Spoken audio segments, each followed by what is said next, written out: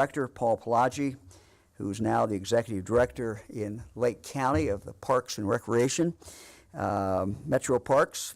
He is also a graduate of Kenyon, the Executive Director of the Capitol Square Review and Advisory Board, Laura Battacletti, who does such a fine job in regard to the Capitol. She is also a graduate, and of course, Paul Newman, Joanne Woodward, Allison Janney, to name just a few.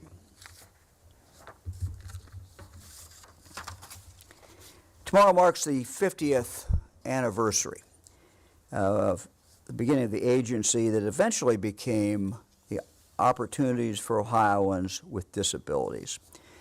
In 1970, then Governor James Rhodes signed the bill into law that created an independent, 7-member commission to direct Ohio's vocational rehabilitation program.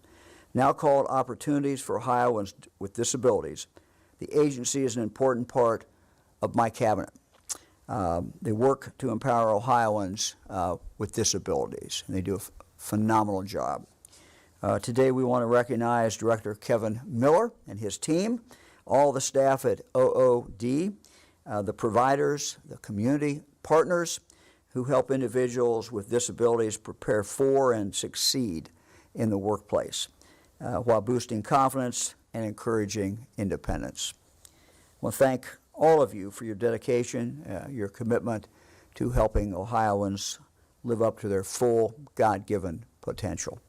Now let's take a quick look at this video about opportunities for Ohioans with disabilities. Opportunities for Ohioans with Disabilities. We're the state agency that empowers Ohioans with disabilities through employment, disability determination, and independence. More than 1.6 million Ohioans have a disability, and nearly 870,000 of them are of working age. OOD serves individuals with physical, intellectual, sensory, and mental health disabilities.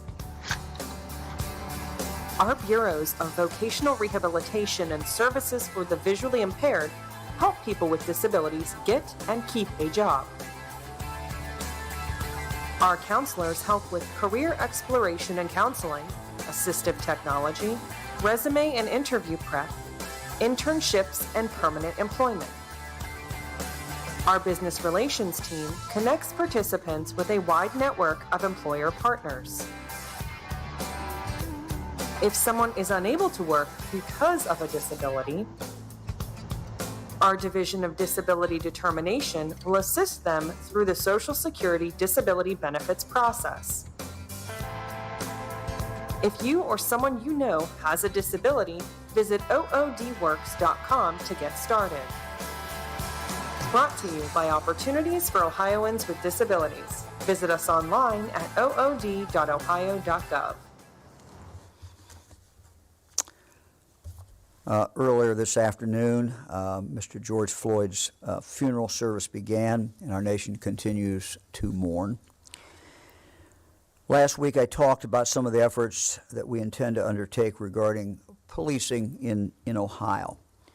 In 2015, then Governor John Kasich formed Ohio's Collaborative Community Police Advisory Board to create uniform minimum standards for Ohio's law enforcement agencies. Tier 1, what's called Tier 1, covered use of force, which includes deadly force, and also hiring and recruitment, those two different things. Having a diverse police force is certainly important, and these standards also place the preservation of human life as the highest priority.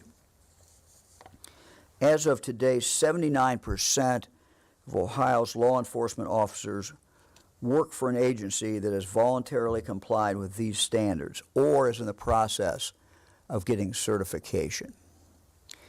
However, the number of these certified agencies only make up a little more than half of all of Ohio's departments. There are over 800 departments.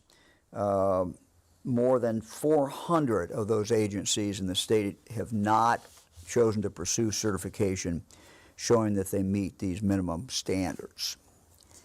Now, there may be many reasons why these departments have not done that. And in some cases, I'm sure that they would say that their standards are just as good, if not higher. But I am encouraging today the 400 plus police departments around the state of Ohio that are not certified in these minimum standards to begin working on this process.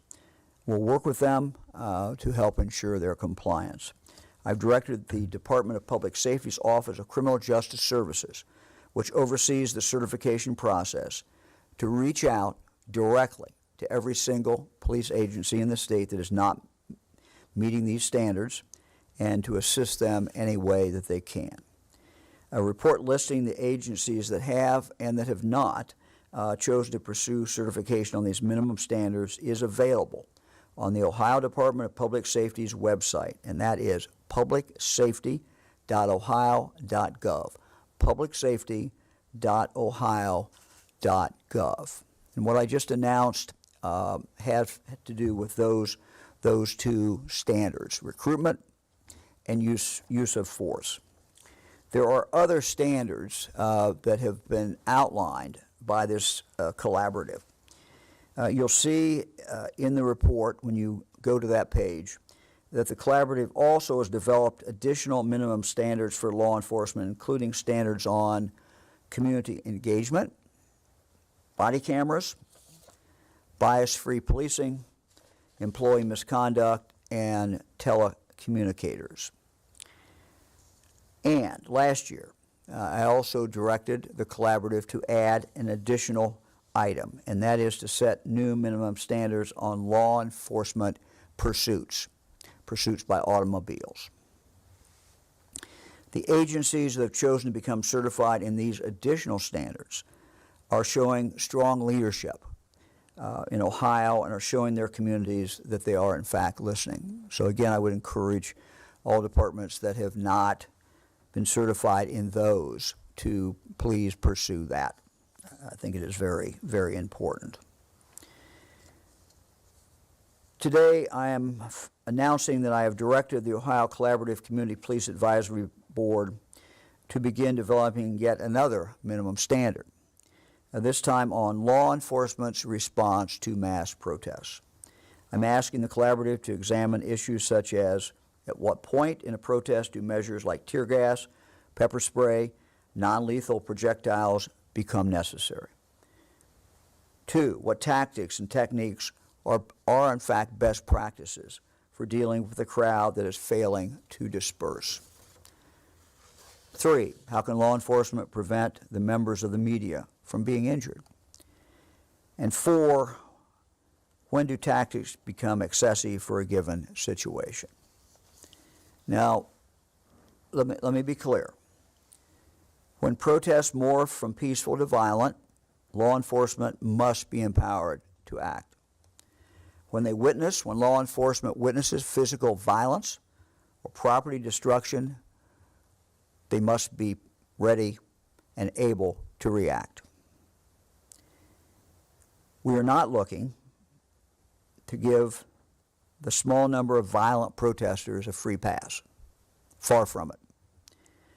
What we do want, though, is for peaceful demonstrators to feel safe when asserting their First Amendment rights, and for the public to be protected against violence and destruction of their property.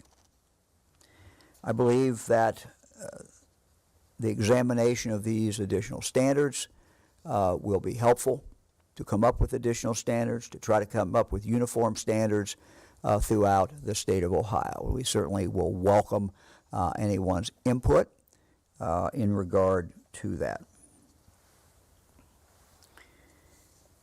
Ohio must do more to encourage minorities and women to join the ranks of our police departments. Therefore, I am announcing today that through the use of existing resources, we will create a new Ohio Office of Law Enforcement Recruitment within the Office of Criminal Justice Services. The need for more minorities, more females in the law enforcement profession is certainly not a new concept. Many local departments have done a phenomenal job in this area. But more work certainly can be done. Many local agencies are, in fact, already aggressively marketing to minority groups on their own. But through this new office, the state will help local agencies with recruitment and with retention.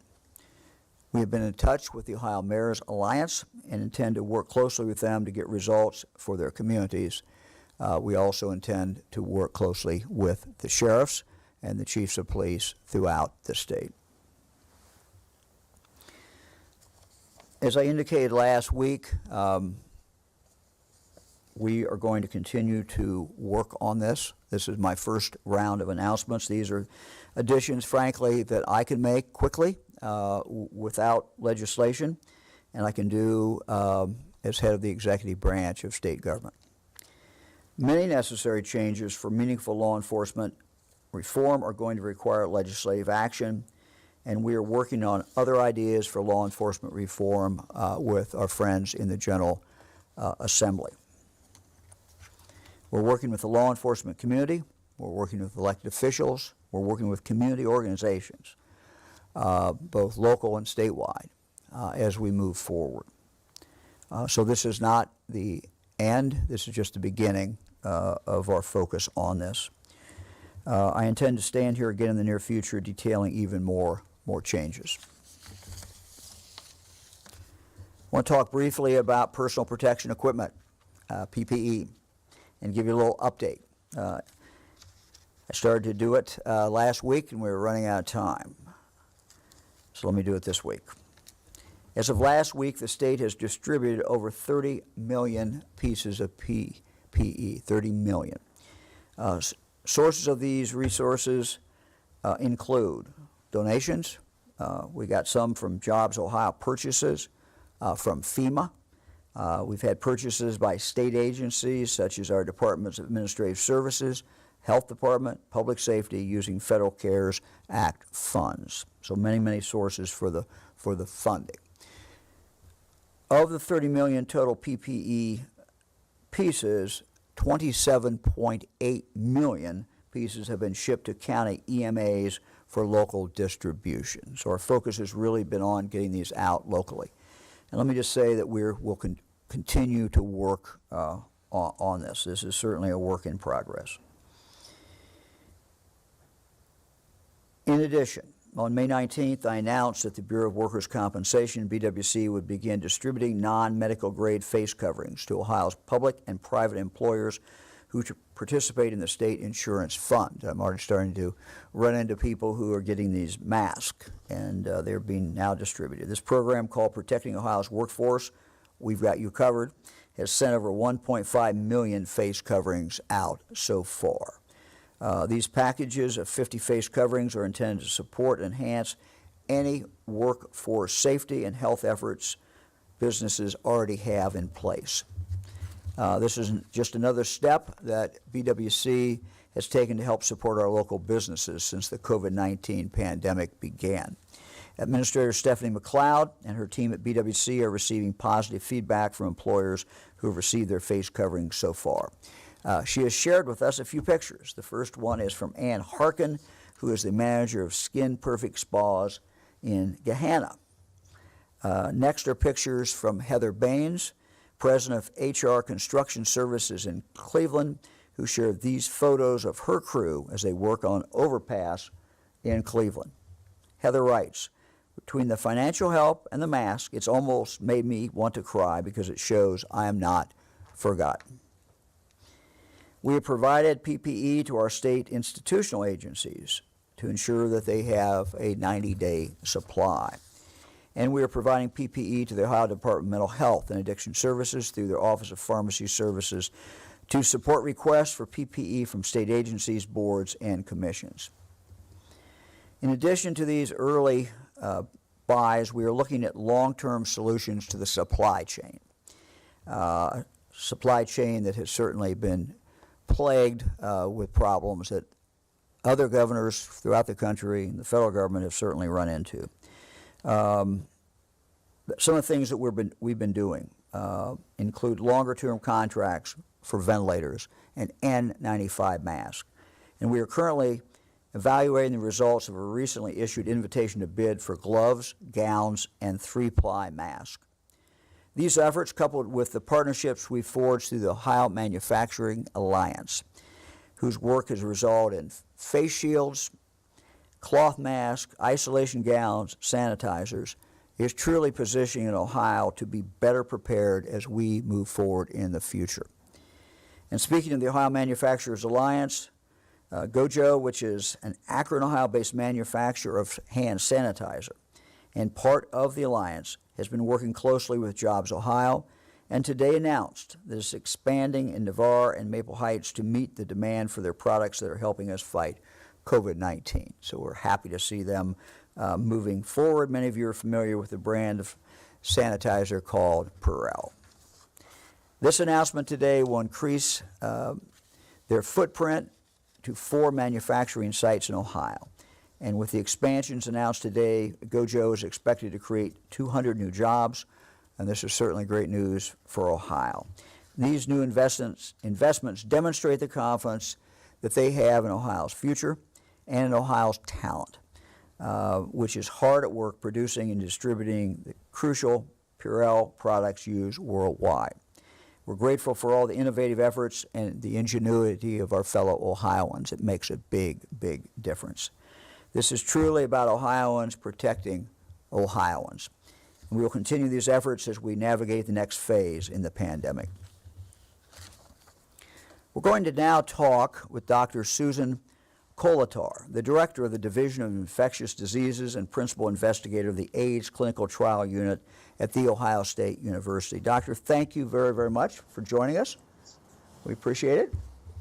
Thank you. Well, one of the reasons we asked you to come in today was a report that came out a day or so ago from the World Health Organization, which seemed to say that it's rare for someone who does not have symptoms to transmit to their contacts, someone who does not have those symptoms. And we've heard a lot of discussion in the last 24 hours about this, and I just wanted to see if maybe you could tell us a little bit about what your perspective is of this. Well, thank you, Governor, for the invitation, first of all, and secondly, for the opportunity to say we continue to learn something new every day about this virus and this disease. So today's no different. I think what's important is definitions here. When we talk about asymptomatic, we're talking about people who truly have no symptoms, and importantly, never go on to develop any symptoms. And I think that's a key feature. Pre-symptomatic are people who may have some symptoms, but really not enough to cause them any alarm or bring anything to attention. Maybe a little bit of fever, maybe a little bit of sore throat, but then those people go on to develop more classic symptoms that we think about when we talk about COVID. So I think that's an important distinction.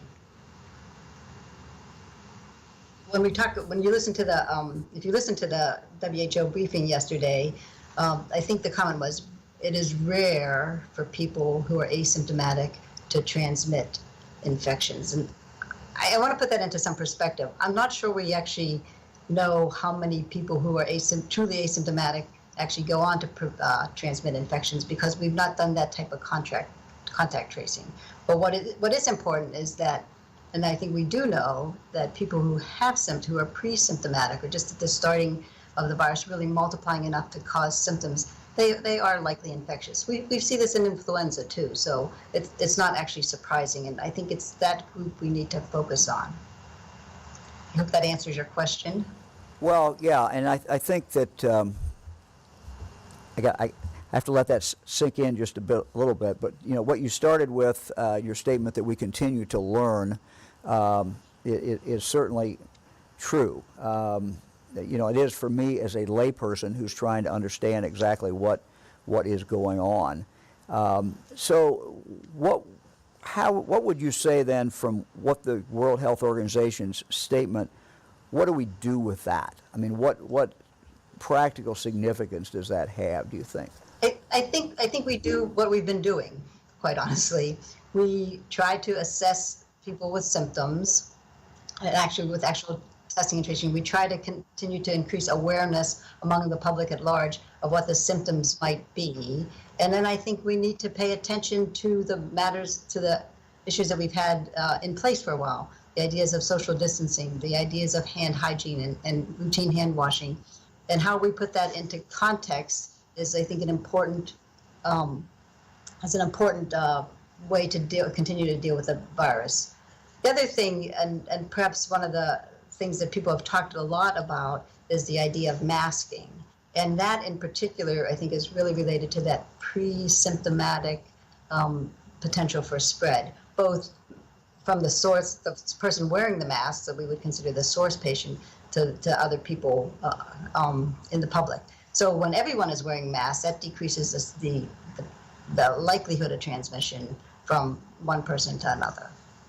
So let's say if I am, it turns out, as we look back on it, I am pre-symptoms, and then in a few days I get the symptoms. Let's say today I have no symptoms, but in 2 days I get symptoms. Correct. That would put you in the pre-symptomatic category. I'm in that category. Now, does that mean that I'm likely to be able? Would I be contagious if I go home and see Fran, which I'm going to do when I leave here? Will that? I mean, if I was in that situation today, I didn't know it. She wouldn't know it. Correct. So I guess the real answer is yes, you are contagious, or you should consider yourself to be contagious, and that's why, particularly outside of households and in public, we need to think about things like masking. Now contagious infectivity is related to, again, space and distance. So the closer you are together, and the longer you spend time in that closed space, that increases the likelihood of transmission and acquisition. If you're living in separate rooms or in separate houses, then... So we don't, doctor, really, we don't. I wasn't making any implications. I was just trying to put into some perspective. So yes, so I think that's why we always need to be really, really cautious of how we feel and what we're doing in terms of our space and time. But I kind of set up the wrong question. The real question would be, though, if I don't know I have symptoms, and I could spread that to somebody who I don't know. Let's say I'm out and not social distancing and don't wear a mask, and I do not know that.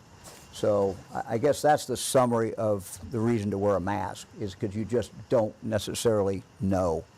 Yeah, I think, again, people may not, or may not be even aware that they're having any symptoms. And I think that's the sort of that critical period where the virus is multiplying enough that it can, again, the viral load, if you will, is high enough that it will be more easily spread. Again, more easily spread closer to the distance and the longer amount of time in that distance.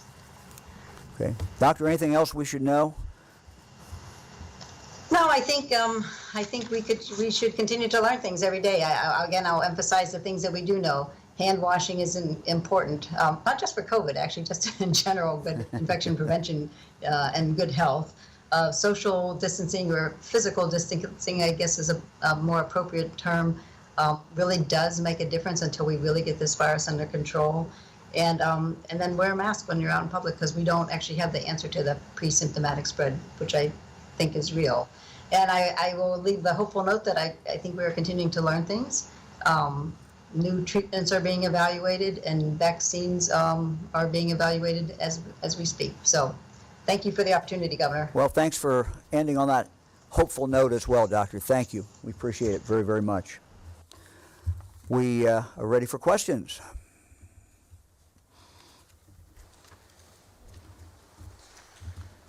And I see that I now have the ability to see Jim Oddie, who's coming up to the Thank you, microphone. Governor. Hello, Jim. Jim Oddie from WHIO TV, Dayton, Ohio. Thank you for doing this today. Let me ask a question first about what some other communities are doing. In some cities, some communities, they've gone so far as to talk about defunding their police departments, either completely restructuring them, taking away all of their money, starting from scratch, or taking some of their funding and sending that to social services. What do you think of that strategy, that maneuver? Would that work in Ohio? Would you support it anyway? Well, I'm not in favor of defunding the police. I think that would be absurd. You know, I can't imagine, you know, what people are thinking about defunding the police. I mean, we need police. We need fire. We need emergency responders. These are the people who protect us. They protect our lives. And if something happens, we want to be able to call the police. So, doesn't mean we don't make changes. Doesn't mean we don't do reforms. Doesn't mean we constantly need to work on this. There are real problems out there. And these are things that we need to work on. I talked about it at the beginning of the press conference today. A couple things that we're doing, we want to do, and we're going to do more. We're going to work through the state legislature. I was talking to Phil Plummer yesterday from your area, Jim, from the Dayton area, former sheriff, about some of the things that we think we can do. But I'm also reaching out to the other legislative leaders, and we're going to be doing other things. But the idea of defunding the police, I just find it frankly absurd. Thank you, Governor. Good afternoon, Governor. It's Laura Bischoff, Dayton Daily News. Louis Brandeis said sunlight is said to be the best of disinfectants. Will you use your political capital to push for centralized databases or disclosure of use of force reports and officer misconduct reports for police departments statewide? We are getting a real echo today, and I'm not sure why, and I apologize, but I'm really having a hard time hearing. I don't know. Eric, is there any way to modify that? Can you hold on just a minute, Laura? I don't know what we've got going on, but I was having a hard time hearing Jim, and I'm really having a hard time hearing you. Is that too close? Eric, can we try this again, or let's try it.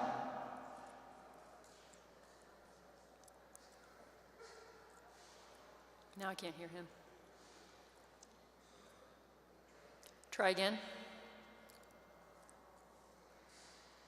Why don't you try it again, Laura?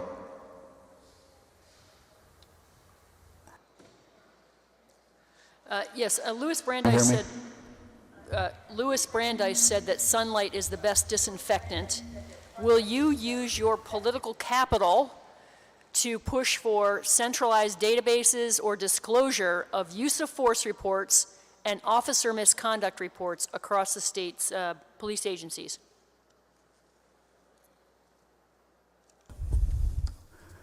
We need to have more transparency, and I've talked about the example that I've seen, and that is, you see something bad that has happened, and it doesn't necessarily always make headlines, but it's someone who was fired from a previous position in a police department, and then they end up halfway across the state or halfway across the country in another police department that does not necessarily know what their background was. So that is a problem. I think we also have to have consistency in reports in regard to use of force. And so that's something that I'm going to talk to the mayors about. I'm going to talk to the chiefs of police about, because while we get some of that data in, we do not get all of it in. Now, some departments are under a consent decree, and so we obviously can't do anything that violates the consent decree, or you'd have to at least go back into court. So these are complex issues, but my answer remains what I said, which is yes.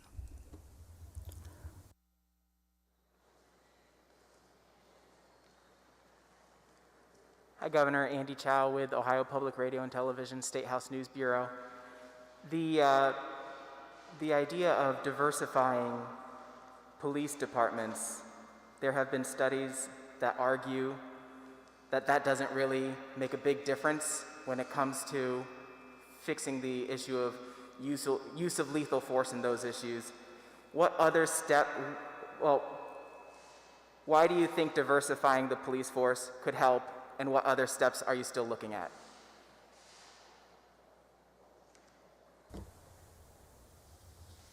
Well, I think in basic principle that the police force should reflect what the community looks like. I think diversity in many ways is good. The team that I have put together running the executive branch of government is diverse. It's not just diverse racially, it's diverse in many other ways. And I think strength comes from diversity. I think that's one of the things that makes this country great is diversity. So I think it's a basic principle, whatever the organization is, it's better if it has diversity, has different points of view. People have different backgrounds, they grew up differently. Those things coming together adds strength. You know, one of the things that I mentioned today, I talked about not only minorities racially, but I also talked about having more women. You know, our police forces are better forces when they have more women in them. Again, it is that diversity and that strength that is brought to our police departments.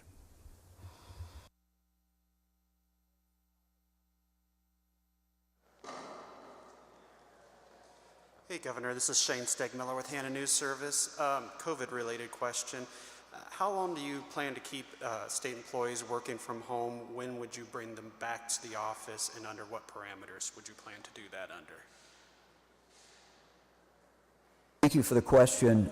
We have encouraged every business in the state that can, any employee that can work from home should work from home.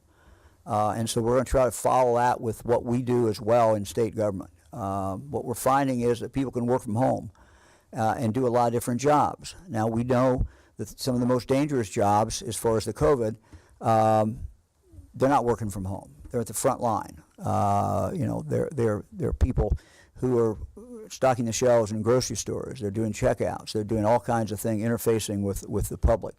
So a lot of these jobs you cannot do from home. But we've really encouraged every business that has had people working from home to continue to do that. I think it is the safest thing, and we're going to continue to try to do that, you know, in state government.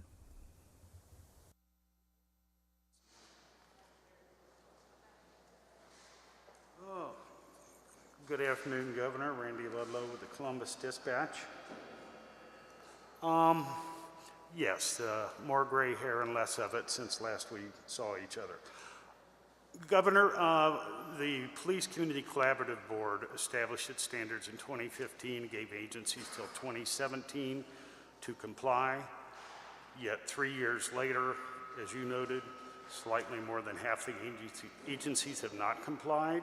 Many of them are small, but there's some surprisingly large offices there too, including sheriff's departments. Should there be a penalty of some type for agencies that do not obtain compliance with these standards? Well, Randy, as Laura said, according to Justice, you know, sunlight is the best disinfectant.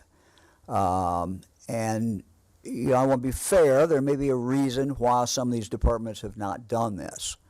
You know, they may be under a consent decree, they don't want to have to disturb the consent decree. There may be some reasons.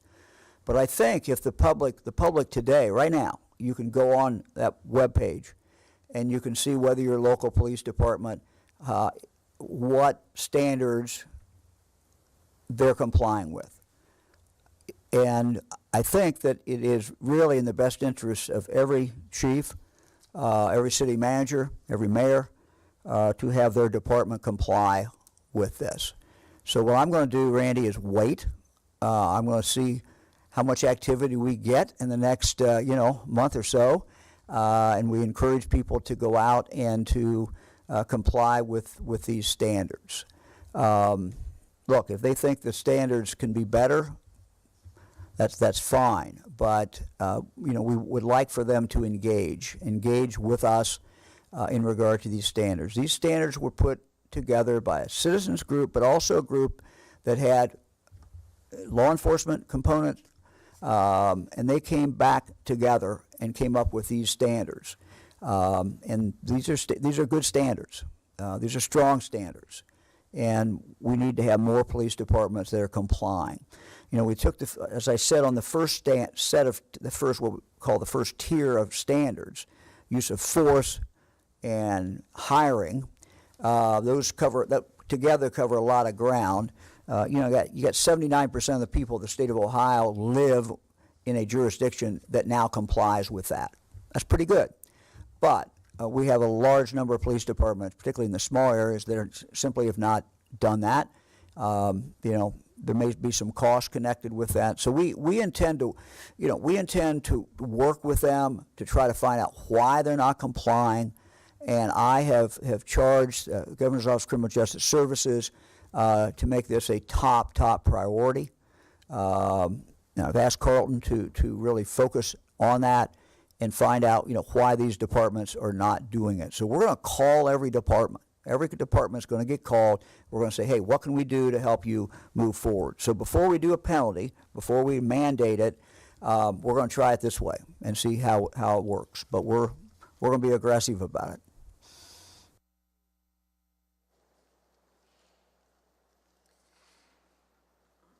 This is Jackie Borchert from the Cincinnati Enquirer. It's been over a month since we started opening up things in Ohio, and we haven't yet seen a spike in cases or hospitalizations in the general population. What are you hearing from the experts that you consult with about why that is? Why have we continued to see either a plateau or even a decline in some of these numbers? Well, I was going to bring in today, and I figured we didn't have enough time to do it, so maybe I will do it on Thursday. But the R-naught number, and when I started this, I had no idea what that meant, but it's basically one person who has COVID, how many people do they infect? And I'm told that during the flu season, that number is at 1.2. 1.2. So one person will infect a little more than one person. What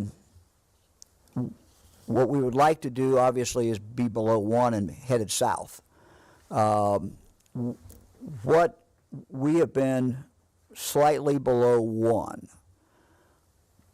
But for the last few days, everything I've been looking at indicates those R-naught numbers are, by and large, starting to go up.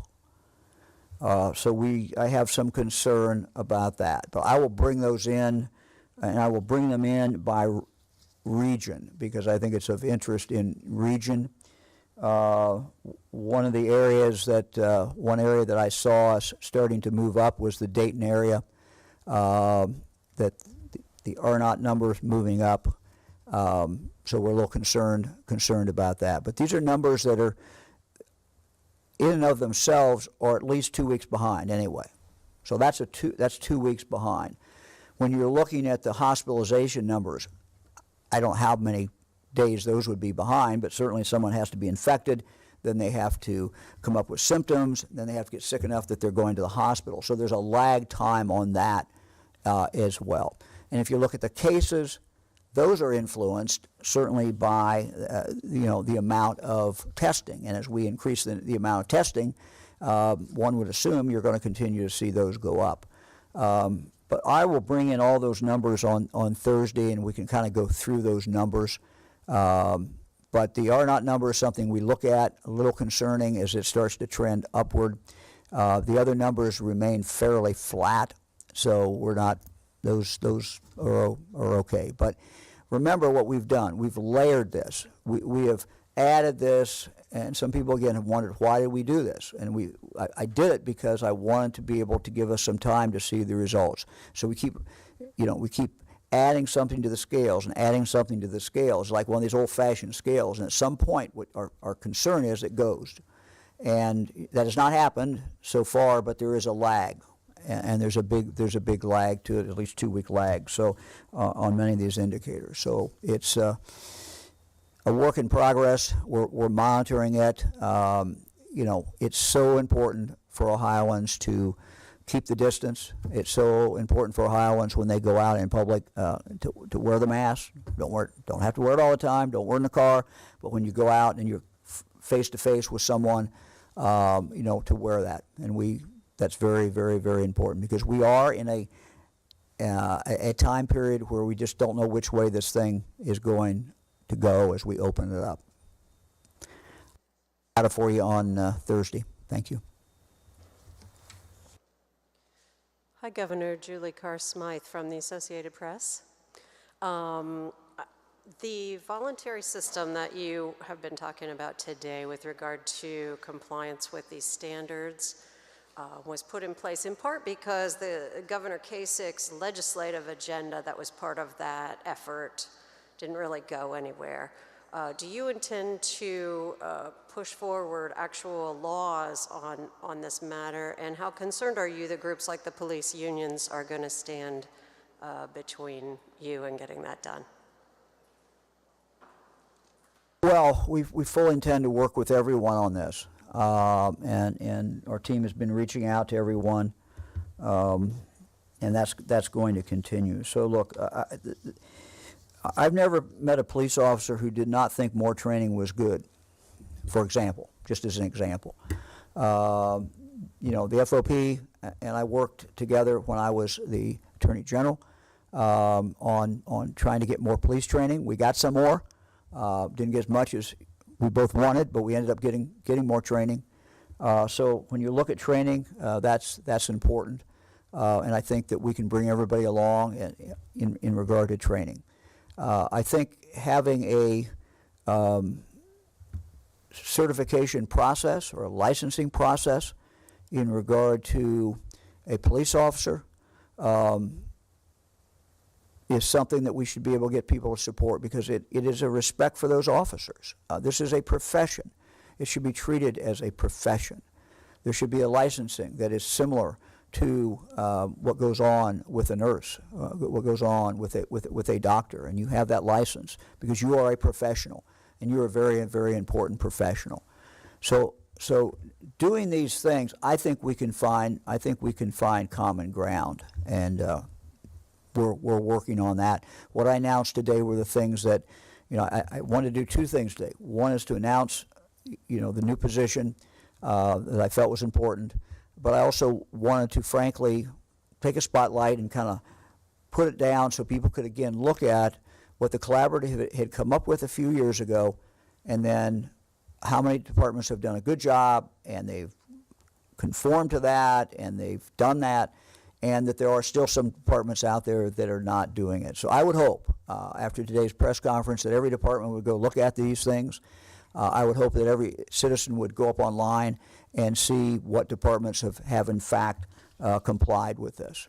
And I think, if you live in a community, in a village that does not have the department that's complied with this, I think you should talk to the chief, talk to the city manager, talk to the council, and say, hey, what can we do?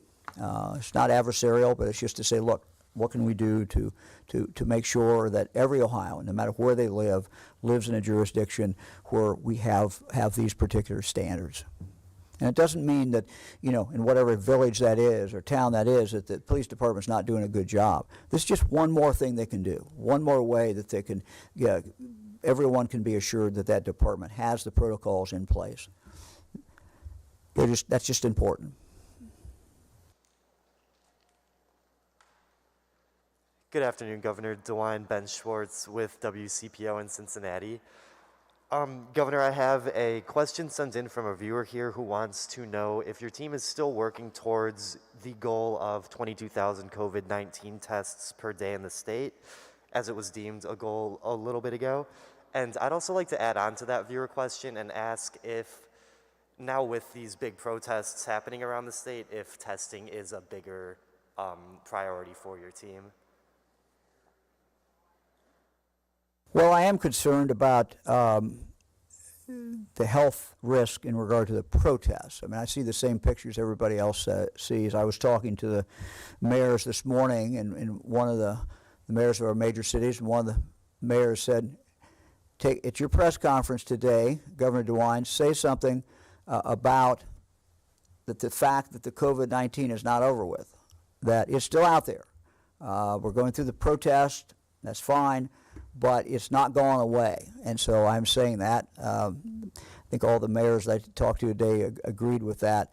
And so it is disturbing, frankly, when you see protesters who are out there who don't wear a mask and who are not social distancing. We worry about that, and everybody in the medical community who looks at that, that bothers people. It certainly bothers me. I'm not in the medical community, but it certainly bothers me. So we, again, would encourage people, when you're going to protest, try to keep the social distance and wear a mask. It just is the right thing to do. What you don't want to do is go home and give that to your mom, your dad, your aunt, your uncle, your grandparents, somebody, or a total stranger.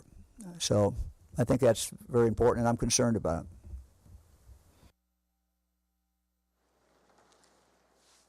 Hello, Governor. This is Luis Gill from Ohio Latino TV. And one of the things that we hear from the community leaders is that they're frustrated because they don't see the participation within the city. Some of the suggestions they have made for a long time ago has been ignored or shelved, and somehow their voices are, being ignored. And some of the suggestions, have they paid attention before, perhaps could have solved some of the issues we're facing right now.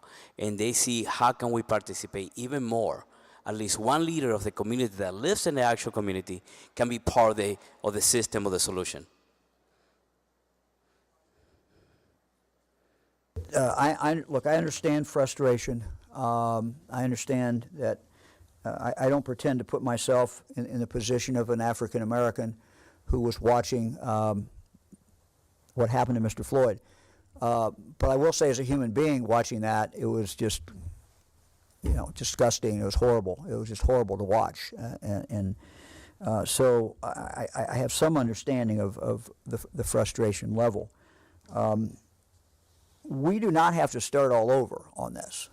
And by that I simply mean that there's a lot of good ideas that have been out there floating around for a long time. And what I think our goal should be, and the protests continue, people can continue to talk. My job, and the job of the legislature, the job of the mayors and other leaders, chiefs of police and others, is to bring about actual things that will work, things that will make a difference, things that are real reform. I've used this example before today, but the police department in a small town, somebody comes in and says, hey, I've got my certificate, I'm a police officer. They should have some way of determining not just that they have that certificate and they've completed the hours, they can check that, but they should be able to check, what kind of police officer have they been in the past, if they were a police officer somewhere else. And so the same way in regard to the use of force, getting data up, information up, is important. The reason that I started off today, one of the things I talked about was the collaborative that had been put together and the recommendations they made, and I indicated to people you can go online and you can look up and see whether your local police department has complied with that or not. I think all of those things are very helpful. So there's a pathway. There are things that we can do that we know will make a difference, not just window dressing, not just saying we're going to do something, but things that will make a difference. And you start layering those together and you can start seeing some real significant change. Police officers I started working with police officers when I was a county prosecuting attorney. Amazing men and women who risk their lives, who do things that most of us would not do, would not want to do. And they are hurt every time you get a police officer who does something, like we saw happen to Mr. Floyd, just horrible. So I think we are all in this together, and we've got to all have a interest in making sure we get the right changes and get things that we know will actually work and that will make a difference. So I look forward to working with the legislature and look forward to working with the police unions. I look forward to working with the chiefs, sheriffs, and to get this done. And we'll get some things done. We'll get some things done. Thank you, Governor. Hi, Governor. This is Molly Martinez with Spectrum News. You talked today about the minimum standard with everything that's going on and everything that's happened up to this point, don't you think we should be aiming a little higher than the minimum standard? And also, have affected groups like the NAACP and Black Lives Matter, have they been invited into this conversation of what these standards should entail? If I use the term minimum for what the collaborative did, that was a mistake, and that's my mistake. The collaborative came back with best practices, and so the term that I should have used was best practices. They came back with best practices. We should try to achieve best practices. Best practices as put together by people who have different backgrounds, people in the community, people who represent law enforcement, all of them coming together. That's what this collaborative did, and they came back with best practices. So, yes, so I absolutely, a very good point. I invite everyone. We're going to reach out to everyone, but if people have ideas about things that should be done, I would ask them to contact our public safety. And I'll have the contact information for everyone next time. But it's Office of Criminal Justice Services is the place that's going to be collecting that, and we're going to be continue to focus on it. But we certainly we're open for ideas. We're open for suggestions, and we want to work with everyone.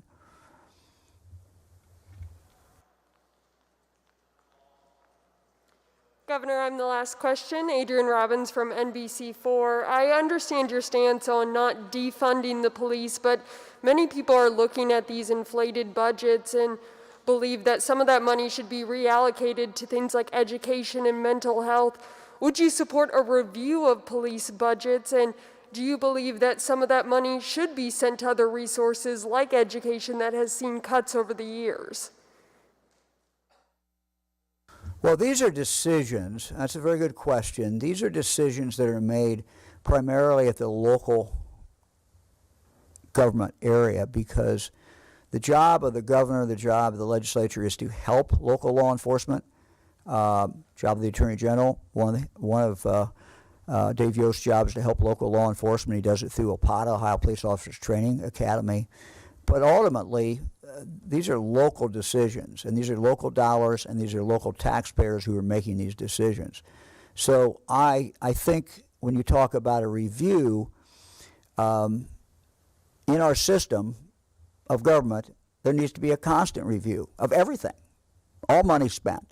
So I know that with this tragedy in mind, people are starting to look at all kinds of budgets, and they're looking at all kinds of police department budgets.